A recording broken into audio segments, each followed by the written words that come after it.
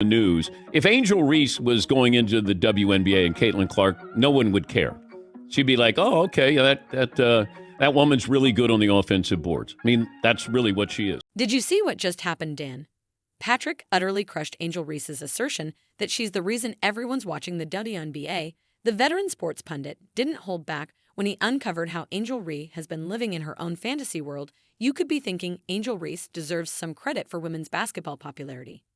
However, Patrick explains why that isn't the case, providing us with evidence after evidence showing, in the absence of Caitlin Clark, no one would even be aware of Angel Reese. Stay tight, as we're going to reveal the full breakdown that has basketball Twitter in a complete meltdown at the moment. I think so many people are watching women's basketball right now.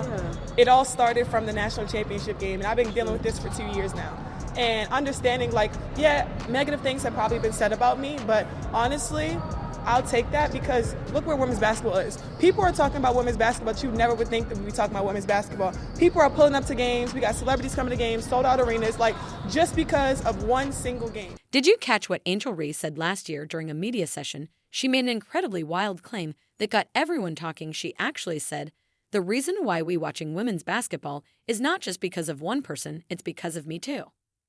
It's unbelievable that she openly questioned the notion that Caitlin Clark is the sole cause of the surge in interest in women's basketball. She said, "I'll play the bad guy role and I'll keep playing that for my teammates. And if I want to be that, I'll go down in history and look back in 20 years and say, yeah, the reason why we watch women's basketball." And just looking at that, I'll take that role. I'll take the bad guy role, and I'll continue to take that on and be that for my teammates. And if I want to be that, and I know I'll go down in history, I'll look back in 20 years and be like, yeah, the reason why we watching women's basketball is not just because of one person. It's because of me too, and I want y'all to realize that. This claim is so out of touch with reality that it's nearly impossible to comprehend. The WNBA saw record-breaking viewership numbers the previous season, and what a coincidence that ticket prices were skyrocketing, games were selling out, and social media was exploding with WNBA content, all of which weren't occurring prior to Clark's entry into the league. However, Angel Reese genuinely believed she should have equal credit for this spike in popularity. If she would have left it with what she had to say right before the last couple of words, I would have been fine with it. She's embraced the villain. She understands social media. She's done quite well. She is cashed in, literally cashed in. The timing couldn't be more obvious, as she has continuously attempted to position herself as this co-star in the WNBA's ascent to prominence. This isn't just a casual remark. Either, it's part of a pattern where the league is receiving unheard of attention that obviously follows Clark everywhere she goes.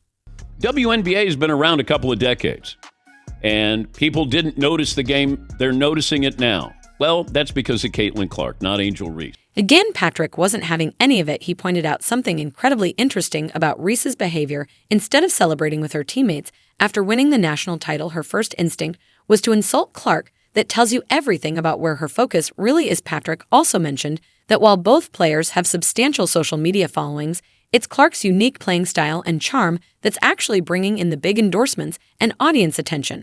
Her attention, her notoriety is based off Caitlin Clark. Because she wins the national title, first thing she does, she mocks Caitlin Clark. And then she doesn't even celebrate with her teammates. So she's made it personal with Caitlin Clark.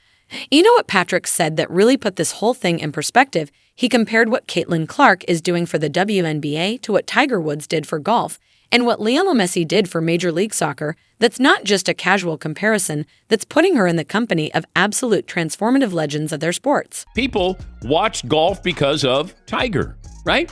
You tuned in. No matter what event Tiger was playing, you were going to watch. They're still trying to capitalize on him. Playing in the U.S. Open. NBC and Peacock, their graphic has Scottie Scheffler, Rory McIlroy, and then who's looming larger on the screen but Tiger? Consider how few casual fans were watching golf tournaments every weekend prior to Tiger Woods. Then, everyone was watching, including those who had never picked up a club in their lives. The same thing happened when Messi joined Inter Miami. People who had never heard of an MLS team before started purchasing tickets and merchandise. Can out of Tiger. When Gretzky got to the LA Kings, Messi goes to the MLS. Maybe Connor McDavid with Edmonton. Like you're trying to, there's somebody you may tune in to watch, and then maybe if you watch, then maybe you appreciate what you're seeing. Patrick isn't merely making these comparisons for fun. he's bringing up a very significant point about what's going on with the WNBA at the moment. The league has existed for decades without receiving nearly as much public attention as it does now, and what changed in 2024 wasn't Angel Reese's ability to rebound or her presence on social media, but rather Caitlin Clark's introduction of something entirely new. But the eyeballs on the WNBA really have to do with Caitlin Clark. Now, you might, if you stay long enough, maybe you'll see something or someone there you go, okay, I'm entertained by this. But there's nothing wrong with admitting that you watch a sport because of one singular person. The very cruel part came when Patrick straight up remarked, "There's nothing about Angel Reese's game that's really interesting to casual viewers." That's not a little objection that's completely destroying her entire claim about being responsible for the WNBA's surge in popularity. Patrick isn't saying Reese isn't good, he's saying there's nothing about her individual style of play that would compel someone who doesn't already watch women's basketball suddenly tune in. Angel Reese has played a role in this, and she's a very good player. But there's nothing about her game that's really interesting that is going to translate to people who may not watch the WNBA, may not care about basketball. She is a social media star, and she has capitalized on that. And maybe she embraces being the villain. What Patrick's analysis demonstrates is that there's a tremendous gap between being good at basketball and being the kind of once in a generation talent that affects how people see the entire sport. Clark falls into that rare second group, whereas Ree clearly doesn't. Patrick points out that Ree has definitely seized on positioning herself against Clark and relishes being the villain, but makes it crystal clear, make no mistake about it, Caitlin Clark is the reason why everybody has an opinion on what transpired in that game. But make no mistake about it, Caitlin Clark is the reason why everybody has an opinion on what happened in that game. It's Caitlin Clark. Now, do I think it was assault, as the Chicago Tribune said? No, it was not. It was a hard foul. It's wrong. You don't need it in the game. It's a complete reality check regarding who's driving this relationship. Reese appears to think that she and Clark are equal partners in creating this new era of women's basketball. But Patrick's breakdown reveals the unsettling reality that Ree is profiting from Clark's fame rather than making an equal contribution. Without Clark, would casual sports fans even be aware of Angel Ree? And I don't like the other narrative, like you have the gatekeepers now, like, hey, we've been playing basketball a long time. Where were you? No, we're watching because of Caitlin Clark. I didn't watch the MLS. Messi started playing. I watched the MLS. People watching Tiger, they didn't play golf, but there was Tiger. There was something about him. In response to the question of whether anyone would recognize Angel Ree without Caitlin Clark, Patrick revealed the deeper emotional motivation behind Reese's behavior. This goes beyond two rival athletes sparring on the court. Patrick stated bluntly what many have been considering but few have dared to express aloud. Angel Ree is envious of Caitlin Clark. In race, do I think everybody's jealous of Caitlin Clark? I don't. But I do think they are out to prove a point. You're not coming in and dominating our game because we are grown women and we are going to be physical with you. Now, dirty, then I have a problem with that. But you're playing tough. It's competition. Before you assume that's just some hot, consider the evidence Patrick provided. Recall the shocking moment during a game when Clark was knocked down on the court.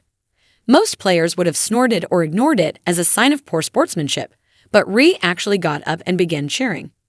Who does that? That's not competitive fire. It's something personal. Played off of that. Even Caitlin Clark getting knocked down in that game on Saturday, who's standing up applauding but Angel Reese? So she's sort of embraced a Draymond Green role here. Patrick didn't hold any punches in his analysis. He compared Ree to NBA stars known for their confrontational attitudes, stating she's tried to position herself like Draymond Green by embracing the villain character, but Patrick says she's actually more Dylan Brooks, a significant distinction that suggests she's not just playing tough, she's purposefully going out of her way to provoke and instigate fights with Clark especially. Angel Reese wants to be Draymond Green. She's more Dylan Brooks. Like she's trying to be an instigator.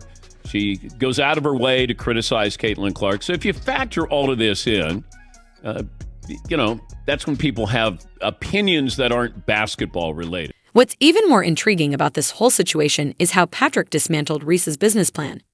She isn't just acting this way out of personal animosity. By portraying herself as the anti-Clark, she has turned her actions into a legitimate career move, gaining endorsements and a sizable social media following. It's calculated, intentional, and profitable for her. Look, this is business. She's creating business. If you watch her play, there's nothing exciting about her game. There's nothing that stands out. She's just a really good, solid player. But there's no signature.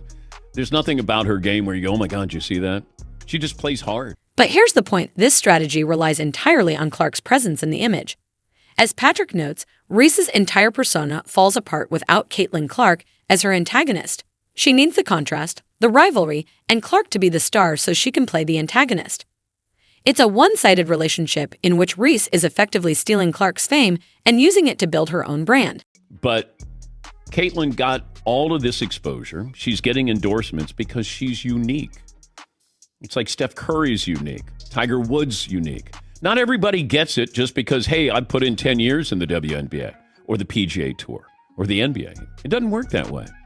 It's supply and demand. The psychology behind it is fascinating. Patrick thinks this isn't just about basketball strategy or building a brand. It's about a fundamental unease. The jealousy isn't just about Clark's ability or fame. It's about the casual manner Clark has captured attention while simply playing her game and avoiding drama. It's not, I'm better than her. Maybe you are. But that doesn't mean you get an endorsement. Hey, you're better than her. Does that mean somebody's going to buy your shoes? And the answer is no. Beyond all the jealousy and brand development lies the most uncomfortable question in this whole saga, one that Dan Patrick wasn't afraid to attack head-on. If these two players never shared the floor again, whose career would suffer most? Patrick delivers the most devastating reality check yet, one that completely dismantles the foundation of Reese's statements about her relevance to women's basketball. But people are kind of using Caitlin Clark for their agenda. And that's the unfortunate part of it. And she's damned if she does, damned if she doesn't. You have people in the media criticizing her.